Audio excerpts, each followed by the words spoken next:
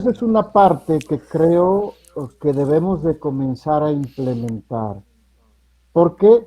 Porque las iglesias se van a caracterizar por ser iglesia, por tener identidad propia, su propia historia, su propia liturgia, su leccionario, su formación.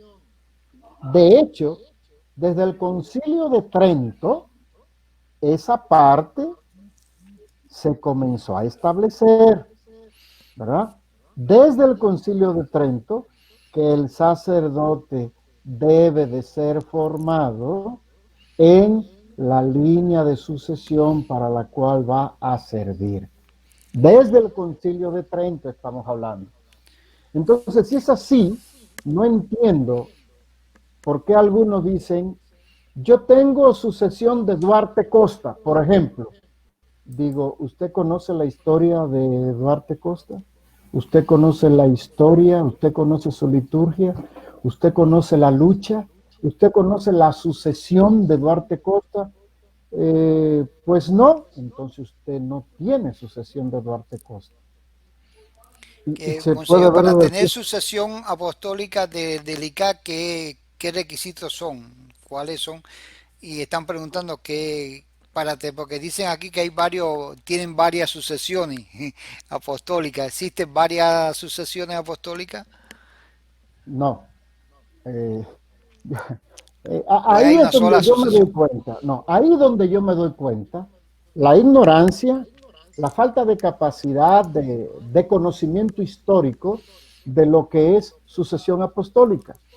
Yo te voy a decir que cuando Cristo vino a la tierra y edificó su iglesia entre sus discípulos, eligió a 12, se le dio autoridad, poder y un ministerio.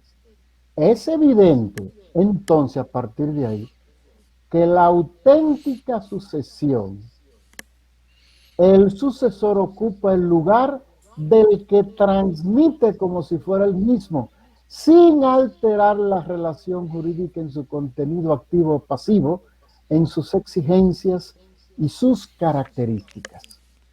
Fíjate bien, sin alterar, de tal manera que la Iglesia romana, por ejemplo, establece una sucesión apostólica para los romanos. Los ortodoxos utilizan la sucesión apostólica para los Los ortodoxos. La iglesia ortodoxos. copta hace su sucesión apostólica para los coptos. La iglesia anglicana hace su sucesión apostólica para los anglicanos. ¿No? Y Y para la eso existe el ICAP, seminario, para eso existe el ah, seminario del esa es una ICA, característica de ser iglesia, tener porque centro de formación yo, que den historia, liturgia y todos los demás elementos para poder crear identidad, que ese es el problema. Entonces, cuando alguien me dice, no, yo tengo la sucesión de Duarte Costa y tengo la sucesión anglicana, yo lo veo, digo, se nota que usted no estudió ni siquiera historia de la iglesia.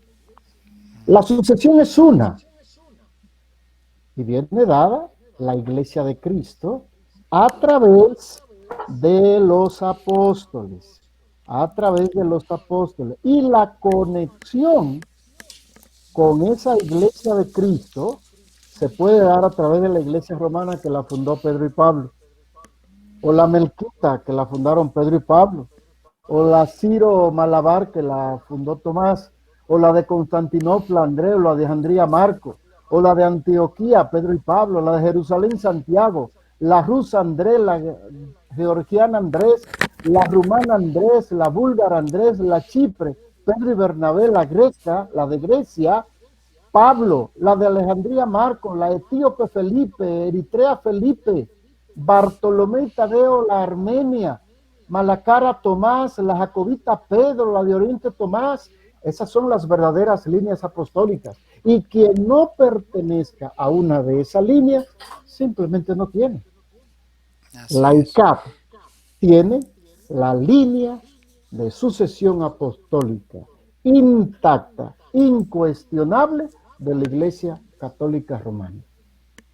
Por eso yo quería tocar esa parte de en qué consiste realmente la sucesión apostólica, lo que es la identidad de una iglesia. La identidad de una iglesia se manifiesta siempre a través de formación, Y, conocimiento de su liturgia, con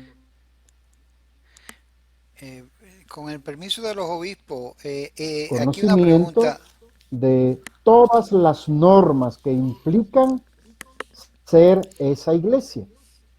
Y si usted no la conoce, pues, su simple deseo ser parte. Entonces, debemos de abocarnos a una formación que permita que quien ingrese o desee incardinarse sepa a dónde viene